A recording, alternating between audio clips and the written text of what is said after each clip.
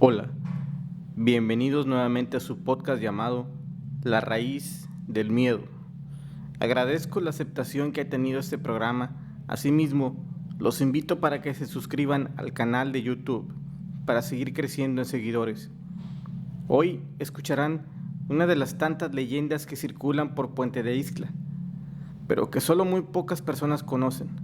Realmente me apasiona contar historias de terror y leyendas de mi pueblo, porque es donde yo nací y crecí mientras escuchaba cada relato. Con ustedes, la leyenda del Cristo del pueblito. A lo largo de mi niñez, mi abuela llamada Zenaida Mazón me contó muchas historias y leyendas de terror de Puente de Ixtla, de cómo la revolución cambió la vida de los habitantes de nuestro pueblo, pues los generales y soldados se robaban a las mujeres para llevarlas de soldaderas a la lucha. La madre de mi abuela, quien en esos años era una joven mujer, fue llevada a refugiarse a unas cuevas que se encuentran cerca de Buenavista de Cuéllar, pues sus padres temían que fuese secuestrada y jamás la volvieran a ver. Mi abuela me contaba que tenía unas tías solteras, ya muy mayores, que conocían a Emiliano Zapata, y que cada cierto tiempo él pasaba a saludarlas a Puente de Ixtla. Fue en una de esas ocasiones cuando Emiliano Zapata se detuvo en la casa de las tías para decirles que era perseguido por los militares y que les encargaba mucho unos documentos de suma importancia para la revolución.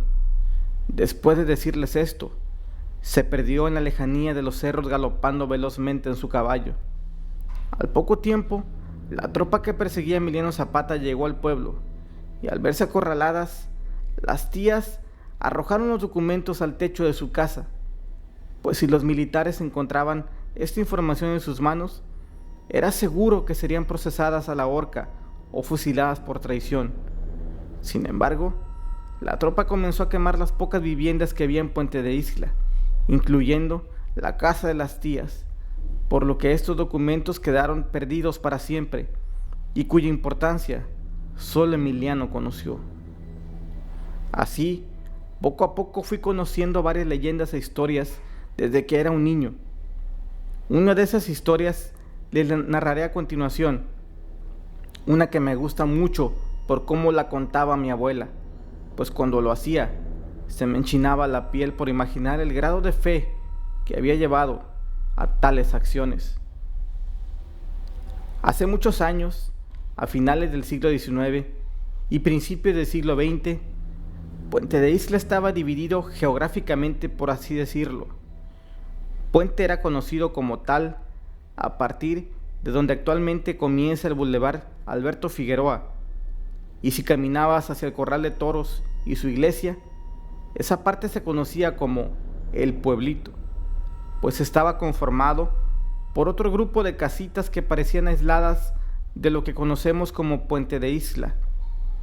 Aún en estos días, todavía se escucha decir a la gente: vamos a misa al pueblito. Incluso ahí se encontraba el primer cementerio conocido. También se podía enterrar difuntos en la periferia de la iglesia del pueblito. Cuando yo era un niño, recuerdo haber observado criptas en el patio de la iglesia, cuando íbamos a misa los domingos. Pero lo que me causó un gran impacto fue cuando comenzaban a llevarse los restos humanos al nuevo cementerio ubicado a las afueras del pueblo. Una de esas criptas estaba abierta y se podía observar a simple vista el féretro de madera que estaba ya muy podrido. Muchas pesadillas pasaron por mi mente infantil. Muchas veces soñé que ese difunto podía fácilmente escapar de su descanso para aterrorizar a los niños que se portaban mal. Todos o muchos hemos visitado al Cristo que se encuentra en la iglesia del pueblito, pero muy pocos conocen su origen.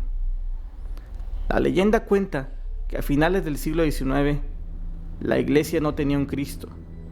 La gente de aquel entonces buscó por todos lados una imagen, pero nadie tenía idea de dónde comprar uno o quién lo construyera. Un día, un anciano se presentó con el encargado de la iglesia y le dijo: yo les puedo construir un Cristo, pero deberán hacer lo que yo les diga. El encargado estaba sorprendido por la apariencia del anciano, quien estaba ya muy mayor, pero confió en él y le preguntó: ¿cuáles son las condiciones que pide?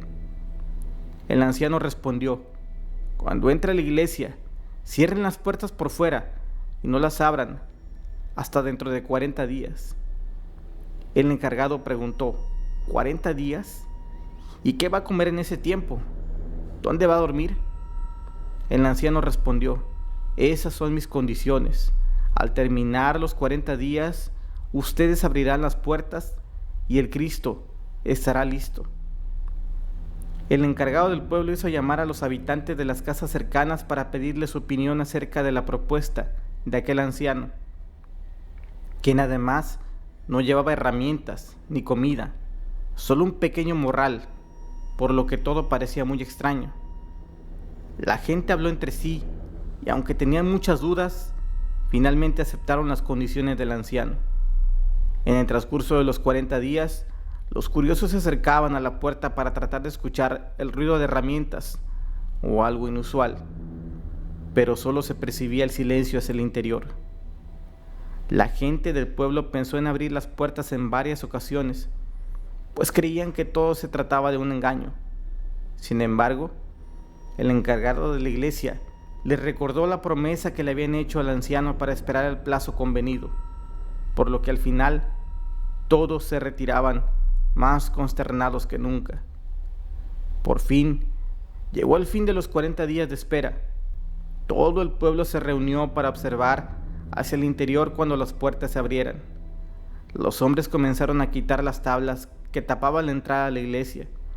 Quitaron clavo por clavo con gran interés, mientras la gente permanecía en silencio. Cuando la última tabla se quitó, el encargado abrió una de las puertas. Un pequeño rayo de sol iluminó el interior del templo. Al fondo estaba el Cristo del pueblito, tal y como lo conocemos actualmente, con su rostro semicaído hacia su costado derecho, con su corona de espinas.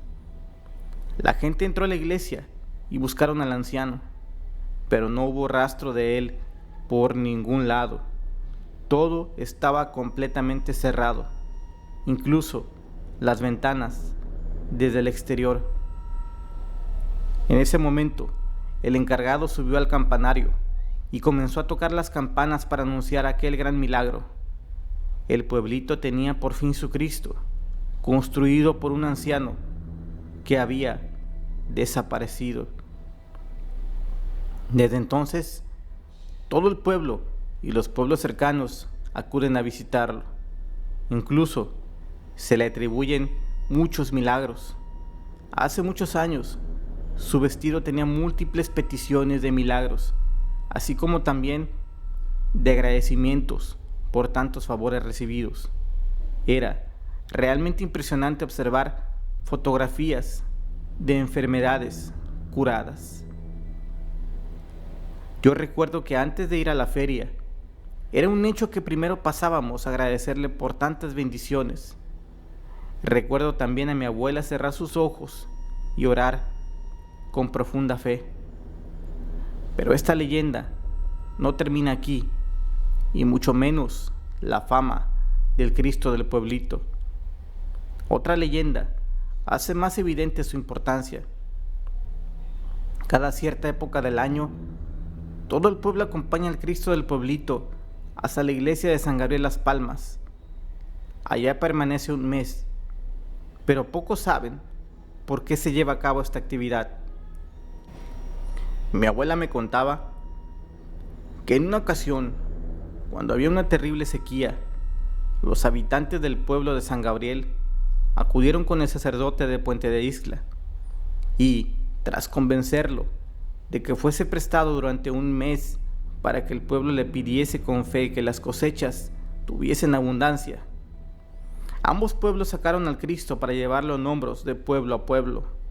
En el camino, la gente de fe caminaba junto a él cantando alabanzas. El trayecto a pie tarda poco más de 2 horas. La leyenda cuenta que la primera vez que llevaron al Cristo hacia la iglesia de San Gabriel, el pueblo regresó preocupado porque realmente fuese devuelto al siguiente mes. En la noche, los encargados de la capilla cerraron las puertas y el pequeño templo quedó a oscuras y en silencio. Al siguiente día, acudieron a abrir las puertas para que el pueblo entrara a orar y se llenaron de miedo al observar que el Cristo no estaba en el lugar donde lo habían dejado un día antes.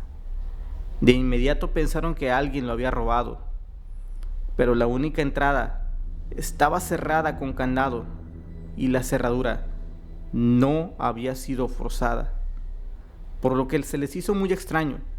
Preocupados por tal evento, acudieron a Puente de Isla para informar lo que había sucedido.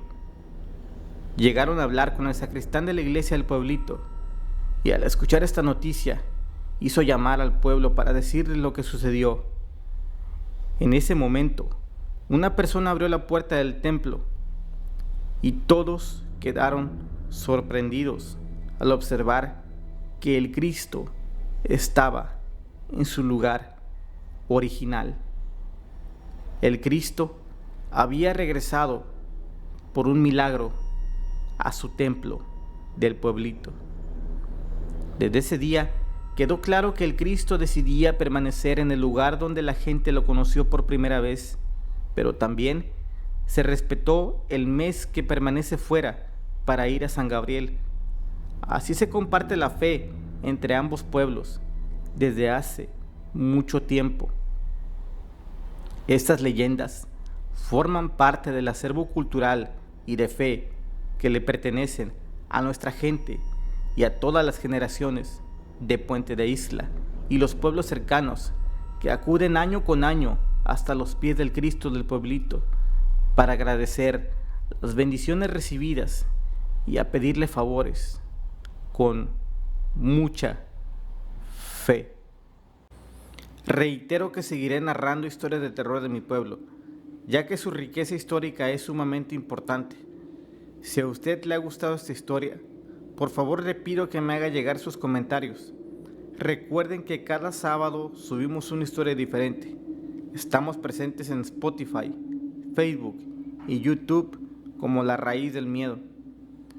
Agradecimientos especiales para el señor Santiago Mota Álvarez, quien amablemente donó sus fotos para mostrar al Cristo del pueblito.